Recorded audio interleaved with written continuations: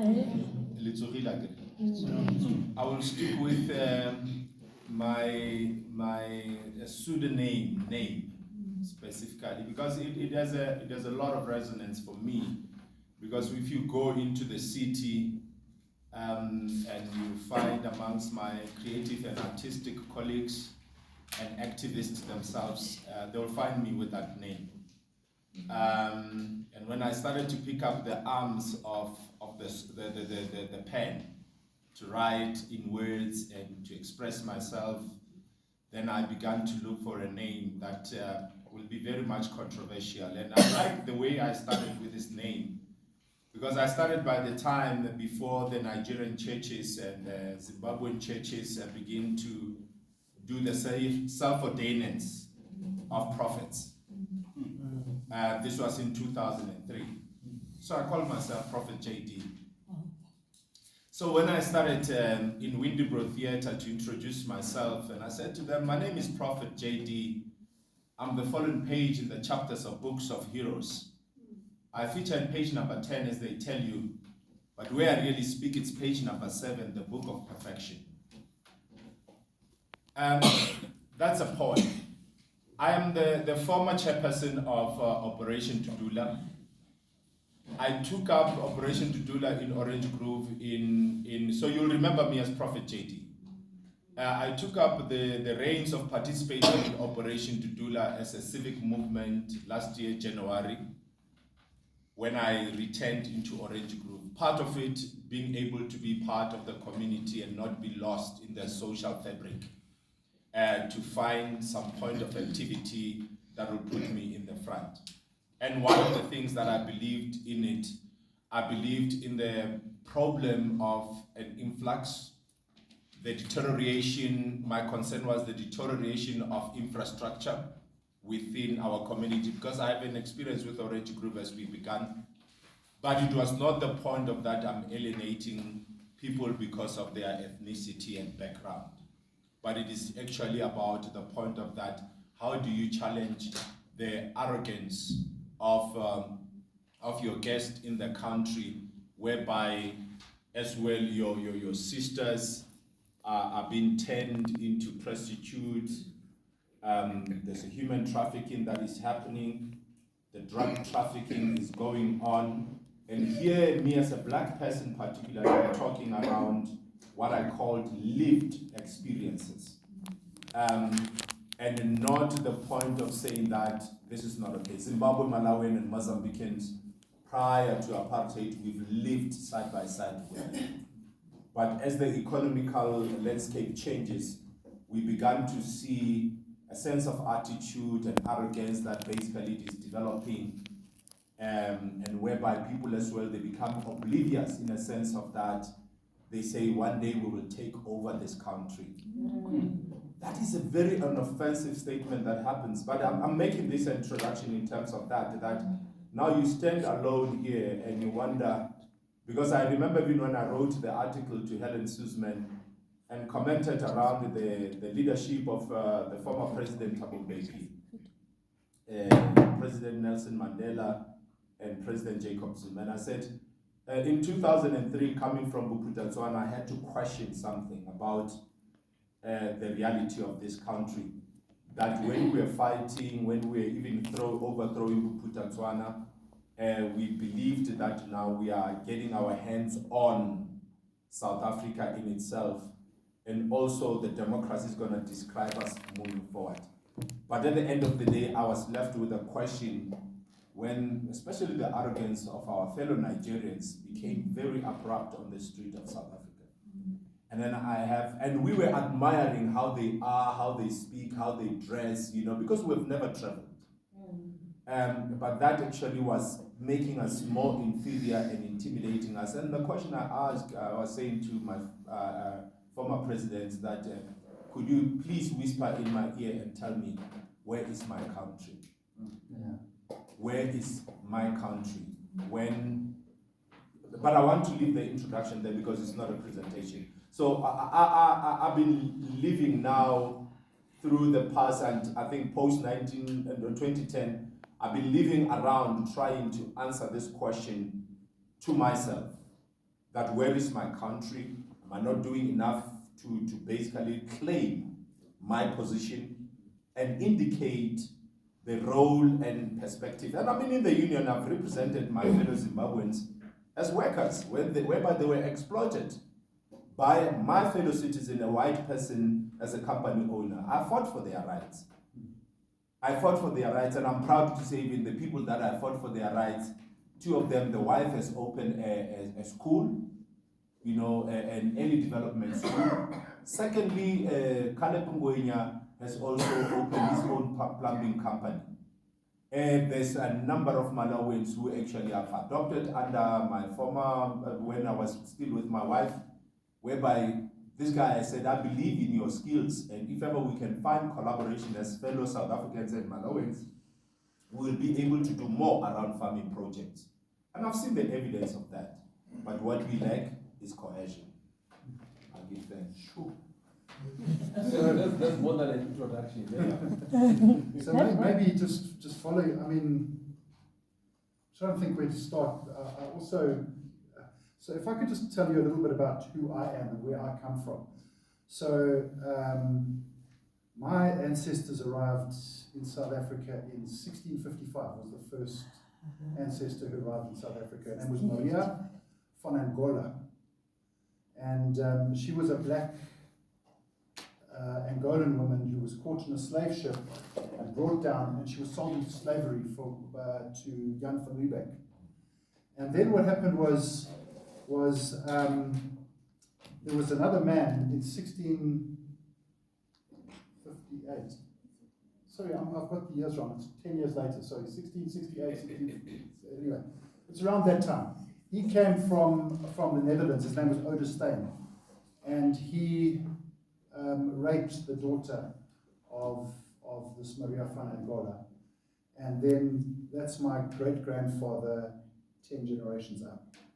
So my great-grandfather, 10 generations up, he was a slave trader, so he dealt with selling people in slavery. He worked so I don't have a nice history like and say I'm related to Chris Arm, I'm related to, that's not as good.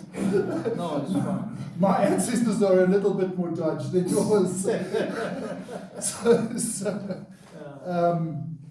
And going down, I mean, in my lineage, I've got 3 Boer presidents. One of them was the guy by the name of Martinus Steyn, who started the National Party, and another one is very involved in the city of Joburg, was Paul Kruger, so he's a great uncle.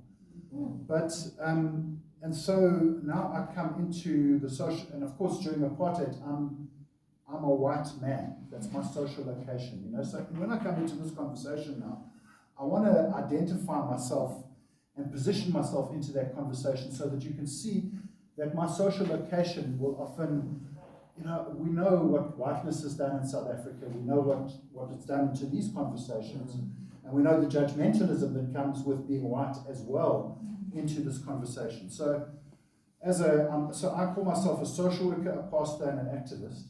So I want to just claim my Christian heritage and also just say that my Christianity has taught me to welcome foreigners and welcome strangers, and so there's that theological conviction inside of me.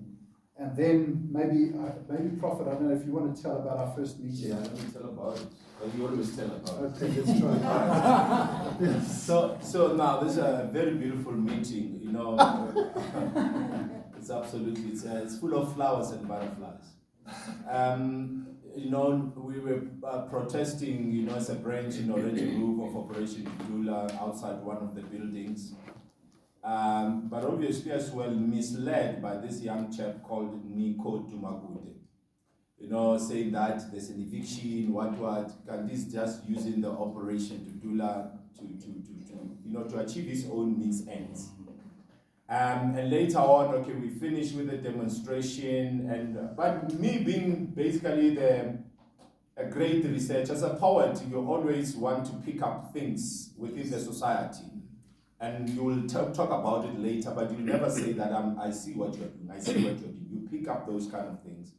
So Nigel, what he did not know, I was already even being blamed that I eat with the police on that particular very same day. So now we are at our office where we meet normally. Dumaguta calls us, guys, come. Now he had 1 or 2 already, Amstels and Castle Lagamont. He had 1, 2, all of them. Say, come. We were doing operations while others are eating with the police. No, they are saying, hey, so that they don't sideline me tomorrow, let me come along.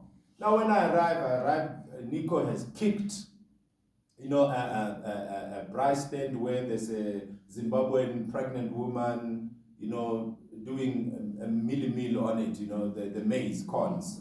So this guy kicks it out and stuff like that. So when I arrive, as comradeship, you don't take sides. You don't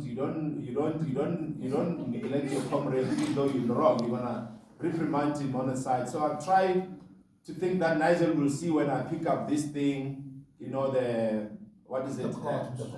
No, not even the corn only, the charcoals on the floor, put it together and keep the peace, and Dumabute is busy firing that side, Now, my Nigel says, you guys, what you are doing is wrong. You are breaking the law, you can't be harassing this woman. And I agree with him, but at the same time, I'm Dudula, So now I see this woman, it tears me to pieces, but I keep a straight face. And now he starts threatening us that he's going to open cases with us. And Dumaguta was busy insulting him, He says, you see, the insult that you're doing, I'm going to open a case against you, and what. And now I'm supporting my friend, and he because he's throwing fire at me, Nigel, and I say, you know what, Nigel? I'm going to cut your toes. I'm going to cut your shingling. I'll cut your stomach, your ears, your nose. And that time, I'm not even observing the wife is there. And the last born of Nigel is there. So it's quite traumatic because now Dudula in itself already sent shivers into people's stomach. So it's as equal as I've threatened Nigel that I'll kill him. But the major point is that I was throwing what I call a serious sarcasm. But my man did not get it, and he had to go into hiding after that. So when we come back later and I hear the story that Nigel has gone to hiding because of me, I felt very much ashamed. Because now some friends I'm making, which actually they are controversial friends of mine to the executive of Dudula, I'm starting to make them, because I provoked in the Cogra now, starting to talk race things and all that, they deleted me. Now the friends, they say, we're going to suggest you must come back, we think you are valuable in the Cogra thing and so on. And then there I was in the table of the highness. I'm accepted, then we begin to enter into the conversation to remind each other of what we have put each other through and so on, and the family and stuff like that. And that was a dialogue of reconciliation. That was a dialogue as well of trying to find each other. Because I think one of the leaders within the PAC, when I was working with them in the union, what I picked up, which actually he taught very well, it was the Secretary General, Narias Molot. And he will say, the story without engaging with me, or me without engaging with him. Therefore, what we are doing, we are absolutely going to spread further and further and further. But through dialogue conversation, we started with coffee so that to keep the mood down. And later on, I was upgraded to visit him with a Vinduk Lager, which I think I'm comfortable. We are friends. I talked to his chickens. I warmed the eggs in the buns. He has chickens anyway in the suburbs. So now those are the kind of things that I'm talking about. We are now getting further into that, but I think I'm going to leave this to him now to talk that after our conversation, what method of intervention have we found? I'm in the ward committee as an economic development within the areas, Ward 73. And as well, through this controversial thing, I've collected a number of Jewish guys who actually are my friends, because I've helped them to get their houses back and so on. You are in a controversial space, but you never forget you're good, because I've abandoned Christianity a long time ago. There was a church in the kitchen. Now I'm Hebrew. You know, when they greet me, it's like shalom. You know, mashkumcha. You know, tadarabah. You know, all those kind of things. But we read the same chapter. But I rely on the chapter of Isaiah, where Isaiah is asking God. He says, "Oh yeah, how can we trust the scriptures that you have given to us, even if the hand has tainted it?" It's a beautiful question within the scripture. Thanks. Sure.